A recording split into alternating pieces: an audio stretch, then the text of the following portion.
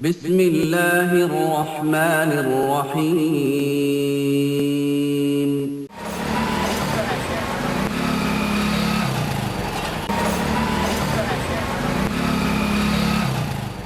এই পৃথিবীতে যে যে ধরনের যত ধরনের কাজ করে টাকার জন্য কাজ করে। প্রিয় বাইকার ভাইরা, বাইক এলপিজি করে 50% টাকা সাশ্রয় করুন। আমাদের এই গরিব দেশে প্রতি বছর হাজার হাজার কোটি টাকার তেল আমদানি করতে হয়, অথচ তেলে অর্ধেক টাকার এলপি গ্যাসে গাড়ি চালানো যায়। বাংলাদেশে 75 লক্ষ মোটরসাইকেল আছে। এলপি গ্যাসে বাইক চালালে 45,000 কোটি টাকা সরকারের দেশেই থাকবে। এলপি যন্ত্রাংশ সংযোজন করে পেট্রোল ইঞ্জিনকে অতি সহজে গ্যাস ইঞ্জিনে রূপান্তর করা যাবে।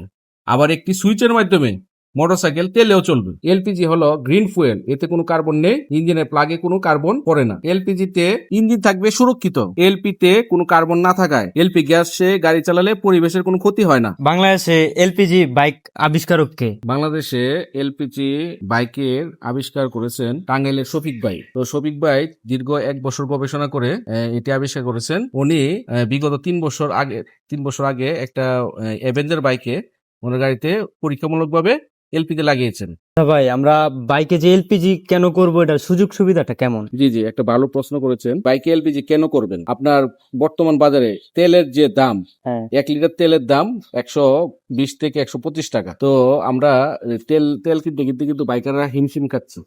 সেক্ষেত্রে আপনার যদি 1 লিটার তেলে যদি আপনার 50 কিলোমিটার যায়, 1 লিটার তেলের দাম হলো 120 টাকা, যাইতেছে 150 কিলোমিটার।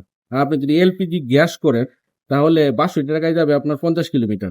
মানে আপনার যদি টাকার অ্যামাউন্টটা কমে আসবে আর কি। জি, আপনার যদি মাসে 5,000 টাকা খরচ হয়ে থাকে, এলপি গ্যাসে খরচ হবে আপনার 2,500 টাকা। আপনার বছরে চিন্তা করেন কত টাকা বাঁচতেছে। তাহলে তো অনেক সুযোগ সুবিধা আছে। জি, এই জন্যই আমাদের সব বাইকারদের এলপিজি করা উচিত। এলপিজি হইতেছে liquefied petroleum gas. LPG octane ও পেট্রোলের অবশিষ্ট অংশ থেকে তৈরি। অকটেন ও পেট্রোলে যেহেতু বাইক চলতে পারে, সেহেতু এলপিজিতে বাইক চলবে। এলপিজি প্রিমিয়াম গ্রেডের অকটেন, কাজে এলপিজিতে বাইক চালালে ইঞ্জিনের কোনো ক্ষতি হয় না। আচ্ছা, এলপিজি যখন আমরা কনভার্ট করব বাইকে, তখন বাইক কি আগের গতিতে চলবে নাকি এটা কোনো নরমাল হবে? এটার কোনো চেঞ্জেস আসবে কিনা?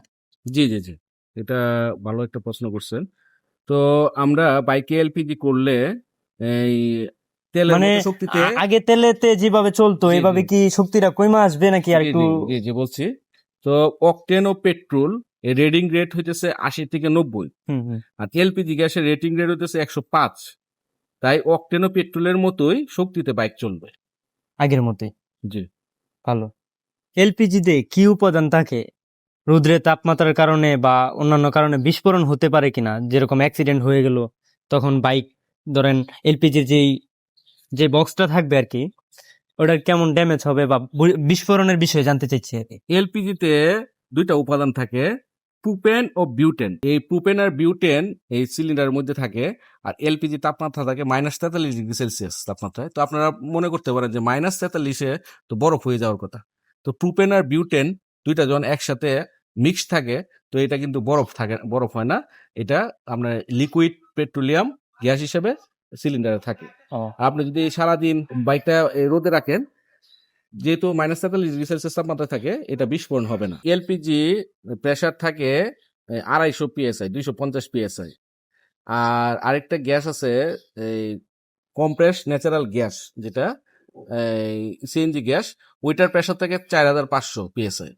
তো সিএনজি গুলা আপনার বিস্ফোরণ হইতে পারে, কারণ সিএনজি প্রেসার হইতেছে 4,500, আর এলপি যেহেতু প্রেসার 250, এটা যদি কোনো অ্যাক্সিডেন্ট হয় অথবা কোনো টাচ লাগে, সিলিন্ডার বিকট আওয়াজ হয়। বিকট আওয়াজে শব্দ হয়, টাচ লাগে, তাহলে বিস্ফোরণ হবে না। আস্তে আস্তে তেলের মতোই গ্যাসটা